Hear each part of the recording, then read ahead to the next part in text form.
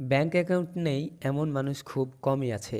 আপনার পরিবারে বা আপনাদের যদি ব্যাংক অ্যাকাউন্ট থেকে থাকে তাহলে সেই ব্যাংক অ্যাকাউন্টে টাকা জমানো নিয়ে কেন্দ্রীয় সরকারের বড় ঘোষণা। এই টাকা জমানো নিয়ে একটি নতুন নিয়ম বেরিয়েছে। এই নিয়ম যদি আপনারা না জানেন তাহলে আপনাদের সেই টাকা বাজেয়াপ্ত হতে পারে বা আপনাদের জেল জরিমানাও হতে পারে।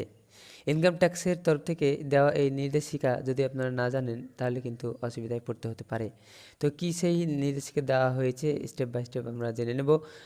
কি বলা হয়েছে নিয়মে, আর কি করতে হবে, কি নিয়ম পালন করতে হবে আপনাদেরকে সম্পূর্ণটাই বলবো। ভিডিওটি একটিও স্কিপ না করে সম্পূর্ণ দেখার জন্য অনুরোধ করব। ছোট্ট একটি রিকোয়েস্ট, চ্যানেলটিকে অবশ্যই সাবস্ক্রাইব করে বেল আইকন অল প্রেস করে রাখবেন। এই নিয়ে একটি প্রতিবেদনে কি বলা হয়েছে আমরা একবার দেখে নেব। জুন মাসেই মিটে গিয়েছে লোকসভা নির্বাচনের পালা। দেশে তৃতীয়বারের জন্য ক্ষমতায় ফিরেছে নরেন্দ্র মোদীর নেতৃত্বাধীন এনডিএ সরকার। আর সেই সরকারের ক্ষমতায় আসার 1 মাসের মধ্যেই দেশের ইনকাম ট্যাক্স ডিপার্টমেন্ট আমজনতার সেভিং ব্যাংক অ্যাকাউন্টে টাকা রাখা নিয়ে একগুচ্ছ নির্দেশিকা জারি করে দিল। সেই নির্দেশিকা মেনেই এবার থেকে সেভিং অ্যাকাউন্টে টাকা রাখতে হবে এবং প্রয়োজনে সেই টাকার উৎস সম্পর্কিত নথিও তা হাতের কাছে রাখতে হবে।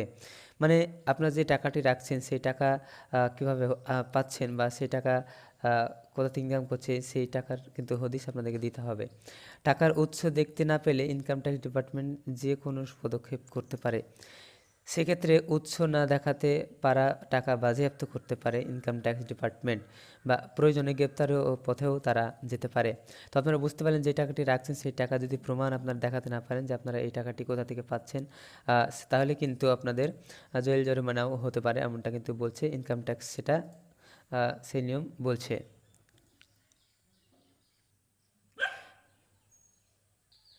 এখন দেখে নেওয়া যাক ইনকাম ট্যাক্স ডিপার্টমেন্ট ব্যাংকের সেভিং অ্যাকাউন্টে টাকা রাখা নিয়ে ঠিক কোন কোন নয়া নির্দেশিকা জারি করেছে। ইনকাম ট্যাক্স ডিপার্টমেন্ট জানিয়েছে দেশে যে কোনো ব্যাংকে সেভিং অ্যাকাউন্ট খোলা নিয়ে কোনো বিধিনিষেধ নেই। যে কেউ সেখানে গিয়ে সেভিং অ্যাকাউন্ট খুলতে পারে। আর তা দেখা যাচ্ছে দেশ জুড়ে এমন কয়েক কোটি মানুষ রয়েছেন যাদের একাধিক ব্যাংক সেভিং অ্যাকাউন্ট রয়েছে বিভিন্ন ব্যাংকে।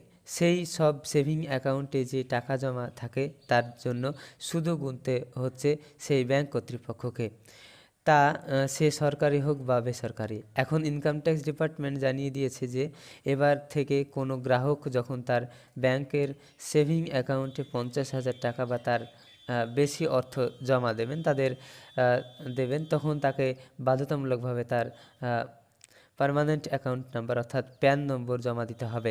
সেই সঙ্গে এবার থেকে ব্যাংকের সেভিং অ্যাকাউন্টে দৈনিক 1 লক্ষ টাকা জমা দেওয়া যাবে, তার বেশি নয়। তো আপনারা বুঝতে পারলেন যে এখান থেকে বলতে চাচ্ছে যে 50,000 টাকার বেশি যদি টাকা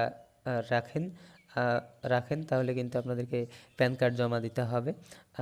প্যান কার্ড জমা দিতে হবে, আর 1 লক্ষ টাকার বেশি একটা অ্যাকাউন্টে টাকা জমা রাখা যাবে না, এমনটাই বলছে। কারণ তাদেরকে যে সুদ দিতে হয় সেটা কিন্তু বাড়তি টাকা লাগছে। তবে এই দুই নিয়মের পরেও ইনকাম ট্যাক্স ডিপার্টমেন্ট জানিয়েছে যারা নিয়মিতভাবে ব্যাংকের সেভিং অ্যাকাউন্টে টাকা জমা দেন না তারা প্যান নম্বর ছাড়াই 2.5 লক্ষ টাকা পর্যন্ত সেখানে জমা দিতে পারেন। যারা আয়কর দেন তারা একটি অর্থবর্ষে তাদের ব্যাংকের সেভিং অ্যাকাউন্টে সর্বোচ্চ 10 লক্ষ টাকা জমা দিতে পারবেন বা গচ্ছিত রাখতে পারবেন। তবে কোনো গ্রাহক যদি কোনো একটি অর্থবর্ষে তার ব্যাংকের সেভিং অ্যাকাউন্টে সর্বোচ্চ 10 লক্ষ টাকার বেশি জমা রাখেন বা গচ্ছিত করেন তখন কিন্তু সেই টাকা ইনকাম ট্যাক্স ডিপার্টমেন্টের নজরদারির আওতায় চলে আসবে। সেক্ষেত্রে ওই গ্রাহককে আবশ্যিকভাবে ওই বিপুল পরিমাণ নগদ টাকার উৎস সংক্রান্ত নথি হাতের কাছে রাখতে হবে, যা ইনকাম ট্যাক্স ডিপার্টমেন্টের আধিকারিকেরা দেখতে চাইলেন তা যেন দেখানো যায়। তো এখানে বুঝতে পারলেন যে যদি 10 লক্ষ টাকার উপরে যদি যারা টাকা রাখবে শুধুমাত্র তাদেরই কিন্তু তাদেরকে সেই টাকার উৎস দেখাতে হবে, কিভাবে সেই টাকা আসলো সেটা কিন্তু ইনকাম ট্যাক্স দেখতে চাইবে। সেই টাকার উৎস না দেখাতে পারে ইনকাম ট্যাক্স কিন্তু ওই অর্থ বাজেয়াপ্ত করতে পারে। প্রয়োজনে তারা গ্রেপ্তারের দিকেও হতে পারে। মোটা অঙ্কের জরিমানা। তো আপনারা বুঝতে পারলেন এখানে কিন্তু যে এই উৎস কাদেরকে দেখাতে হবে, ইনকাম ট্যাক্স কাদের কাছে ডকুমেন্টস চাইবে, সেটা হচ্ছে যারা 10 লক্ষ টাকার উপরে টাকা রাখে ব্যাঙ্ক অ্যাকাউন্টে তাদের জন্য। আর যারা নিয়মিত ব্যাঙ্ক অ্যাকাউন্টে টাকা রাখে, নিয়মিতভাবে ব্যাঙ্ক অ্যাকাউন্টে টাকা রাখে, তারা কিন্তু প্যান কার্ড ছাড়াই এখানে টাকা জমা দিতে পারবে, এটাই কিন্তু এখানে বলা হচ্ছে। তো এই ছিল ইনকাম ট্যাক্সের তরফ থেকে দেওয়া নিয়ম। তো আপনারা এই নিয়মগুলি মেনে চললে আপনাদের কোনো রকম সমস্যা হবে না।